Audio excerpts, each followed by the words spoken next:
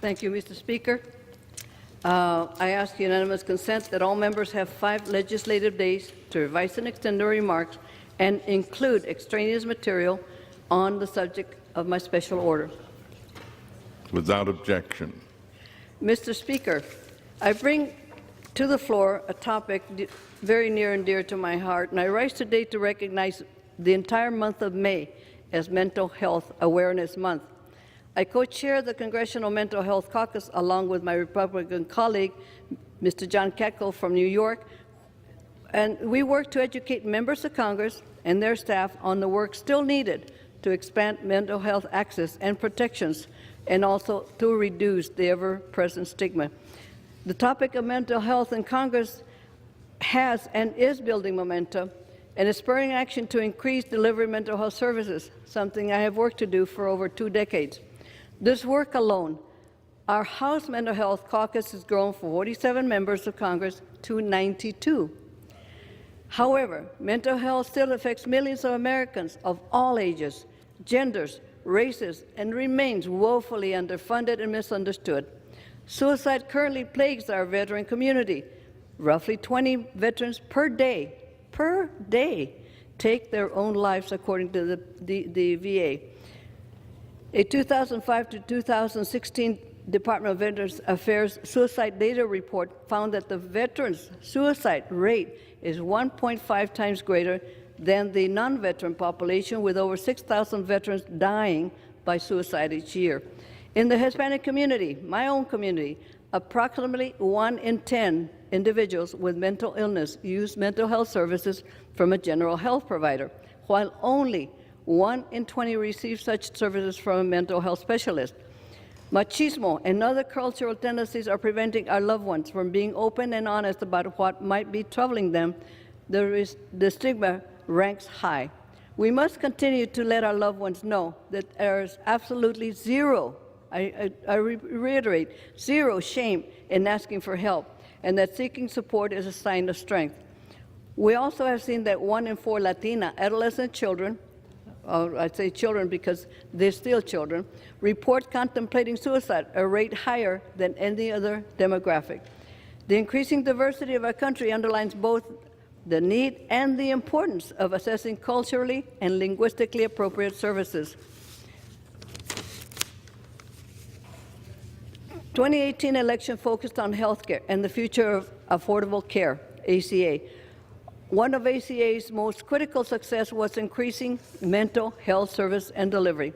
Insurance companies for decades denied the coverage for patients needing mental health services. We inserted provisions to end this appalling service and made mental health an essential part of basic coverage, including screenings and other preventive services. Together, we made sure that no American is discriminated against when seeking mental health care, and that mental health and substance abuse disorders are covered equal to physical illness like diabetes, asthma, and high blood pressure and other illnesses. As we head into 2019, these reforms and the ACA must be strengthened so more Americans seek life-saving care they need.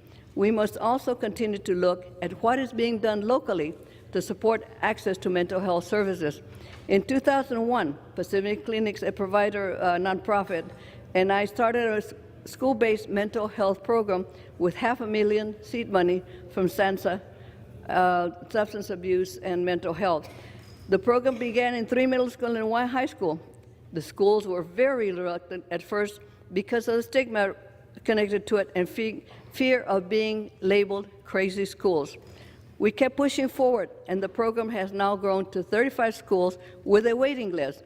The program serves the model for H.R. 1109, Mental Health Services for Students Act, which would provide $200 million for 100 school-based mental health programs nationwide. Senator Tina Smith of Minnesota has also introduced a Senate companion, Senate Bill 1122, and we are very grateful for her support. We knew that if we started early with children, we could help them succeed and save lives. But stigma remains the big barrier, preventing many parents from getting their children the care they need. We all need to continue sharing the message that it's always okay to seek help.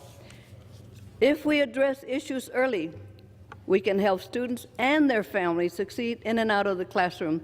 In Los Angeles County Board of Supervisors and the County Department of Mental Health, they have been instrumental in the success of this program. The Department of Mental Health from LA County took on funding the program when SAMHSA funding ended in 2009. Seeing the success of the program, Supervisor Barger and Janice Hahn in January 2019 directed the Department of Mental Health to identify funding and to develop county-wide plan to provide school-based mental health service. County-wide means to 14 million people. In April 2019, the Board of Supervisors formally adopted a plan to provide funding for pilot sites to hire additional mental health professionals and to develop a mental health first aid pilot program that would educate students. Beyond stigma reduction and educating loved ones of warning signs and symptoms, we need to ensure that we have a reliable workforce to be able to deliver life-saving services to all in need, regardless of their zip code. There is a national shortage of trained mental health professionals, and the California Future Workforce Commission has stated that without dramatic policy changes, California will have 41% fewer psychiatrists, 11% fewer psychologists, marriage and family therapists, clinical counselors, and social workers than if needed by 2030. Recognizing this, I, along with my colleague, Mr. Katko, reintroduced H.R. 2431, Mental Health Professionals Workforce Shortage Loan Repayment Act of 2019. My mental health co-chair is wonderful in this sense, and I thank him for that. The bill would expand the mental health workforce by providing loan reimbursement to mental health professionals who commit to working in underserved areas. Our work continues, but it can't be limited to this Congress or any other Congress. I encourage all to get involved, educate yourselves, and share resources with friends and family. If you see somebody that's fallen on hard times, reach out, help them out, and if needed, refer them to mental health service provider. Together we can continue to build a movement and eventually live in a world where there is no stigma or it is very much reduced. Mr. Chair, I now yield to my friend, Mr. Katko.